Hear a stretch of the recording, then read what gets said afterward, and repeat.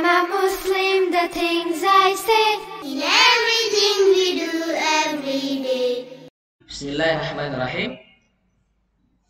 Assalamualaikum warahmatullahi wabarakatuh. Innal hamdalillahi nahmaduhu wa nasta'inuhu wa nastaghfiruhu wa na'udzu billahi min syururi anfusina wa min sayyiati a'malina. May yahdihillahu fala mudilla lahu wa may yudlilhu fala hadiya lahu. Asyhadu an la ilaha illallah wahdahu la syarika lah wa asyhadu anna Muhammadan abduhu wa rasuluhu alladzi la nabiyya wa la rasula ba'da. Amma ba'du. Halo teman-teman kelas 3. Berjumpa lagi bersama Ustadz Huda dalam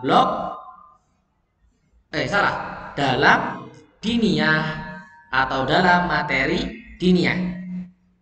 Dan kali ini kita masuk blok yang terbaru loh teman-teman.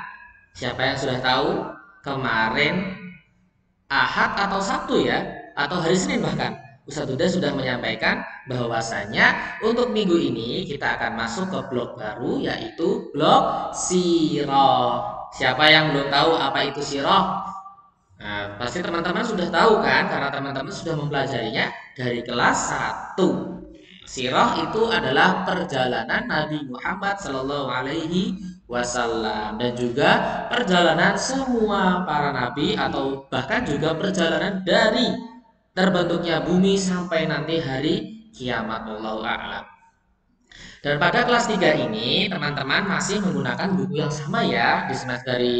Pada semester 1 menggunakan ini, dan di semester 2 pun teman-teman juga menggunakan buku ini. Semoga teman-teman masih mempunyai bukunya ya. Nah, baik, pada kesempatan kali ini saya sudah akan menjelaskan materi yang pertama atau pelajaran yang pertama. Silahkan teman-teman bisa membuka halaman 41 pada buku yang tadi saya sudah tunjukkan.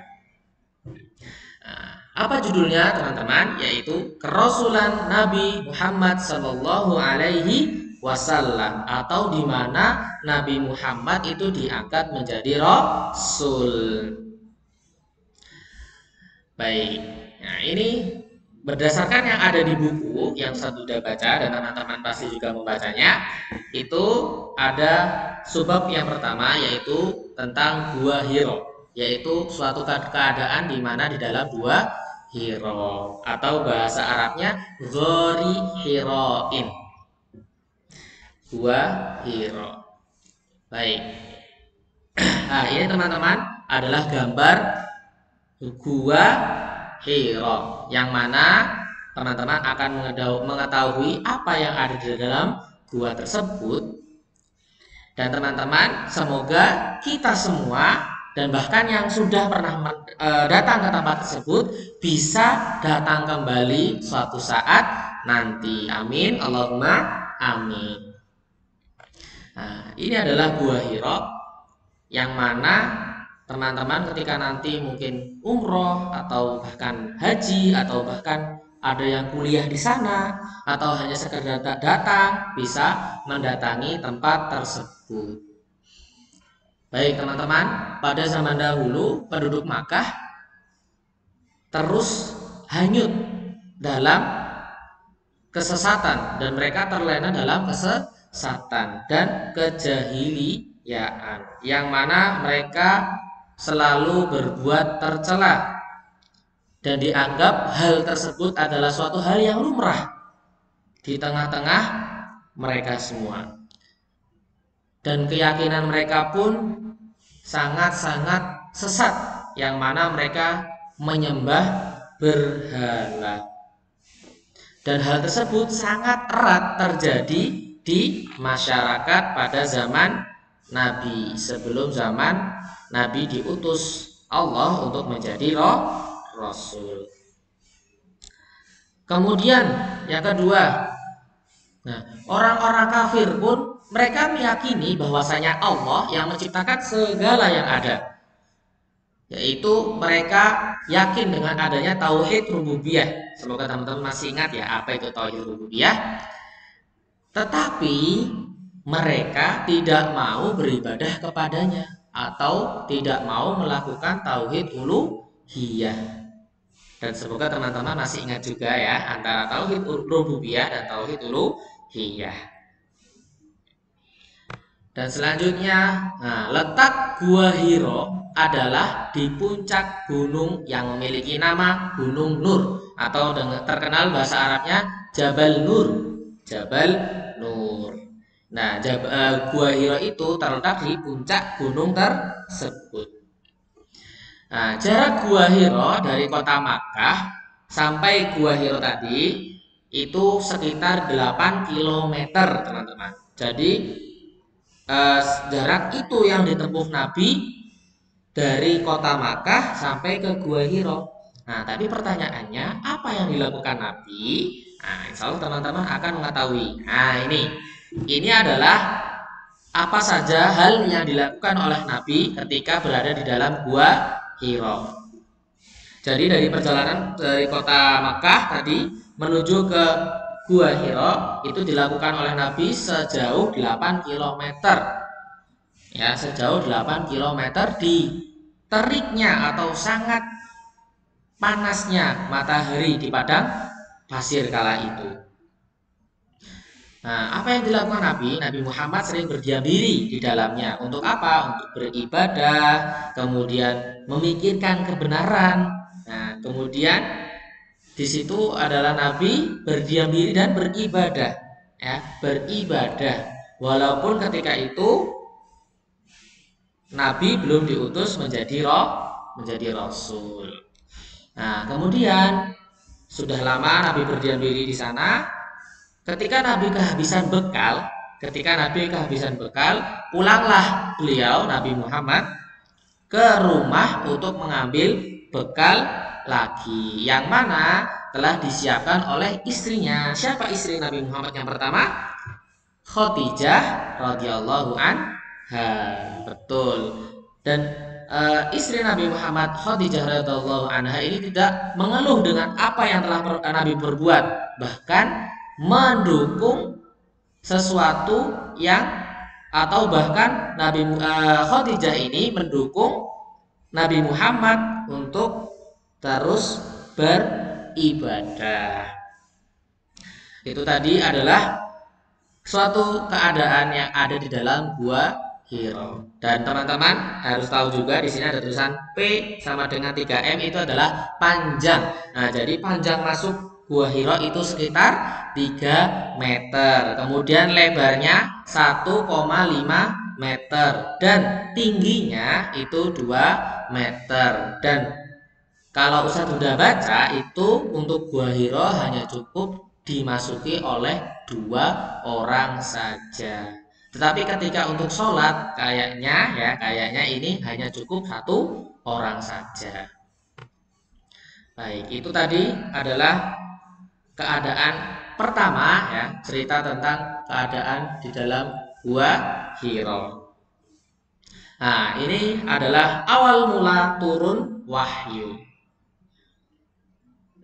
Dan ini terjadi pula ketika Nabi Muhammad SAW berada di dalam Gua Hiro. Yang pertama yaitu ketika Nabi Muhammad SAW sedang berdiam diri di dalam Gua Hiro, datanglah malaikat Jibril kepada Rasulullah atau kepada Nabi Muhammad. Dan tanda-tanda akan datangnya wahyu itu di mana ketika Nabi Muhammad SAW bermimpi, dan seakan-akan mimpi itu adalah kenyataan. Kemudian ketika Nabi berdiam diri tadi, datanglah Jibril. Kemudian keadaan Nabi ketika melihat sosok Jibril itu, Nabi ketakutan, bahkan sampai badannya itu gemetar saking takutnya, dan keringat pun bercucuran dari dahi Nabi Muhammad SAW. Melihat hal tersebut, malaikat Jibril pun datang dan memeluk Nabi Muhammad seraya berkata, "Iqra, Iqra," atau artinya bacalah.